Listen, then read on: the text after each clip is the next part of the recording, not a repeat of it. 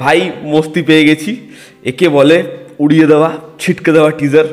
High আমি রূপম, এখন কথা হবে সকালবেলা আমরা কথা বলবো বড়ে মিয়া ছোটে মিয়ার টিজার নিয়ে, যেটা আজকে কিছুক্ষণ আগে ড্রপ করা হয়েছে। তো কেমন লাগলো এই টিজারটা পাওয়ার প্যাকড, যেরকম প্রমিস করা হয়েছে ঠিক সেরকমই টিজার, হাই অন অ্যাকশন, এবং টিজারটা জাস্ট চরম হয়েছে। ডিজাইন ওয়াইজ যেরকমভাবে টিজারটা শুরু হয়, 1 সেকেন্ডও টিজারটার মধ্যে এমন নেই যেটা দেখে মনে হয় ঠিক আছে এই টিজারটার মধ্যে আমরা ফিকে জিনিসপত্র পাচ্ছি। পয়সা ওসুল টিজার, আমার সেরা লেগেছে টিজারটা। এবং হয় না আমরা একটা কথা বলি যে বন্যরা বনে সুন্দর, তো আমার মনে হয় অক্ষয় কুমারের এরকম ধরনের ছবি করা উচিত ভাই। অ্যাকশন ফিল্ম হবে, এরকম ভালো ভালো ডিরেক্টর হবে, ছবি আসবে মনে হবে একটা ছবি এসেছে। নাহলে কি মিশন রানীগঞ্জ করে, ছবি আসে কি ছবি আসে না। এবং পূজা এন্টারটেনমেন্ট তারা তো অনেক ভজা সিনেমা করেছে রিসেন্ট 2-3 বছরে, একটা ছবি করছে। এবং আলী আব্বাস জাফর এই ছবির কো প্রডিউসার, এটা আমি জানতাম না, সেটা হয়তো দেখেছি কখনো, খেয়ালও নেই, কিন্তু আলী আব্বাস জাফর ছবির কো প্রডিউসার হিসেবে রয়েছে। তো অ্যাটলিস্ট এই ছবিটাকে পূজা এন্টারটেনমেন্ট যেরকম তাদের ছবি বানায় ওরকম ছবি তারা বানাবে না। এবং এই ছবিটা কিন্তু শুধুমাত্র আমরা যেটা টিজারে দেখছি শুধুমাত্র সেটা নয়, আমি এখানে একটা পার্টিকুলার শট দেখেছি এবং ওই ডায়লগটার মাথার মধ্যে ঘুরছে। তো সেটা আমি টিজার দেখে একটা অ্যাজাম্পশন রাখছি আমি, এটা এমনটা হতে পারে। এবং সবথেকে ভালো যেটা করেছে, এই টিজারটা না শুরু হচ্ছে অ্যান্টাগনিস্টকে দিয়ে, যেটা অ্যামেজিং। একটা 1.5 মিনিটের টিজারে প্রায় 40 থেকে 45 সেকেন্ড এখানে পুরোপুরি ভিলেনের ইন্ট্রো, ভিলেনকে যেরকমভাবে বিল্ড আপ দেওয়া সেটা জাস্ট সলিড। যে সে বলছে প্রলয় আসবে, এবং তার যে ক্যারেক্টারটা সেটা আগে একরকম ছিল এবং পরবর্তী সময় পুরোপুরি ট্রান্সফর্ম হয়েছে। সে মুখে মাস্ক পরে, যেরকম তার লং হেয়ার, যেরকম ক্যারেক্টারটা আসছে, মুখ কিন্তু রিভিলই করা হয়নি, কিন্তু কোথাও একটা গিয়ে মনে হয় যে এই চরিত্রটা কিছু হবে।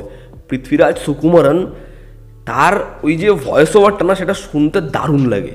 এবং তাকে আমার মনে হয় এই ছবিতে কিছুভাবে প্রেজেন্ট করবে আলী আব্বাস জাফর। তো সেরা লাগছে তাকে প্রত্যেকটা জায়গাতে। এবং সে এখানে এমন একটা জিনিস বানাচ্ছে, সেটা হচ্ছে হিউম্যান রোবটস বানাচ্ছে। এবার একটা পার্টিকুলার শট আছে যেখানে ইন্ডিয়ান ফোর্সের অনেক মেম্বার বসে রয়েছে এবং তাদেরকে কিছু একটা প্রেজেন্ট করছে বা কিছু একটা শোনাচ্ছে পৃথ্বীরাজ সুকুমারন। এই পার্টিকুলার শটটা তোমরা দেখো, তোমরাও এটা বুঝতে পারবে। এবার পরবর্তী সময় আমরা দেখছি যে কিছু রোবট ব্লাস্ট করছে।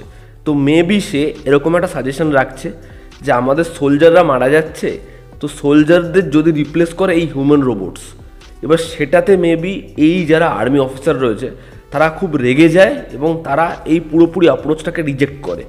এবার যখন তারা রিজেক্ট করে তখন ও এটাকে খুব পার্সোনাল নিয়ে নেয় এবং ও এই হিউম্যান রোবটস বানায়, তবে ইন্ডিয়াতে নয়। ওর এই যে পরিকল্পনা, এটা প্রথমে ওর নিজের ওপর ট্রাই করে, দেন এই পুরোপুরি বিষয়টা ও ইন্ডিয়ার আগেইনস্টে বানায়। এবং প্রথমেই টিজারের শুরুতে আমরা যে দেখি অ্যাট্যাকগুলো হচ্ছে, পুরোপুরি ইন্ডিয়াতে বড় বড় অ্যাট্যাক করা হচ্ছে, এগুলো ও ঘটাতে থাকে। দেন দুজন সোলজার, অক্ষয় কুমারের যে ক্যারেক্টার এবং টাইগার শ্রফের যে ক্যারেক্টার, তারা এই প্রফেসর অর্থাৎ এই হিউম্যান রোবটস তার আগেইনস্টে আসে। এবং যারা এই বাদবাকি সোলজারদের মতো নয়, যারা ইন্ডিয়াকে খুব ভালোবাসে কিন্তু তারা কিন্তু খুব শয়তানও, তো সেটাই এখানে হিন্ট দেওয়া হয়েছে। এই দুজন যখন আসছে তো অ্যাকশনের বওয়াল হবে। এবং ওই যে ডায়লগটা দিমাগ সে শয়তান দিল সে হিন্দুস্তান, ওটা ওয়ার্ক করবে, ওটা মাসি। এবং অক্ষয় কুমার এবং টাইগার শ্রফকে যেরকমভাবে প্রেজেন্ট করা হয়েছে, বিশ্বাস করুন কোনো পরিচালক রিসেন্ট টাইমসে এদেরকে এরকমভাবে প্রেজেন্ট করতে পারেনি। পুরোপুরি টিজারটার মধ্যে অ্যাকশন আর অ্যাকশন, কিন্তু কোনো জায়গা ধরে ধরে দেখানো হয়নি। সেগুলোকে এত ফাস্ট চপ করা হয়েছে, আমরা যদি খুব স্লো করে স্পিড না দেখি সেগুলো এত ফাস্ট যায়, আমরা পার্টিকুলার কোনো একটা জায়গায় ফোকাস করতে পারি না। এবং সেট পিসেস দেখেছো, ওই যে রাতের দৃশ্যটা যেখানে একটা ব্রাউনিশ টিন্ট রয়েছে, একটা সেট আপ করা হয়েছে, বোঝা যাচ্ছে যেরকম টাইগার জিন্দাইতে করা হয়েছিল, যে পার্টিকুলার একটা জায়গাকে হোস্টেজ করা হয়েছে, সেটাকে একটা দেশের অংশ বলা হয়েছে, ঠিক সেরকমই এখানেও করা হবে। তো ওই যে ফাইট সিকোয়েন্সটা, সেই জায়গাটা লাস্টে ব্লাস্ট হচ্ছে, দুজন যেভাবে ঝাঁপ দিচ্ছে, বা একদম দুজনের যে এন্ট্রিটা, দুজন বন্দুক নিয়ে আসছে, আমরা ভয়েস ওভারটা শুনতে পাচ্ছি, স্মোক থেকে দুজন বেরোচ্ছে, সেরা লাগছে সেরা। বা একটা জায়গা রয়েছে অক্ষয় কুমার বাইক নিয়ে জাম্প করে একটা হেলিকপ্টার, বাইকটা হেলিকপ্টারের মধ্যে যায়, ব্লাস্ট হয়ে যায়। ওই সিকোয়েন্সটা হচ্ছে অক্ষয় কুমারেরই ছবি সিঙ্গিস কিংয়ের সিকোয়েন্সটাকে হোমাজ দেওয়া, স্পিডবোটটা ঝাঁপ দিয়ে হেলিকপ্টারের মধ্যে ঢুকে যাবে, ওই সিকোয়েন্সটা। যখন ওই বিজিএমটা বাজে, ব্যাপক লাগে, ব্যাপক।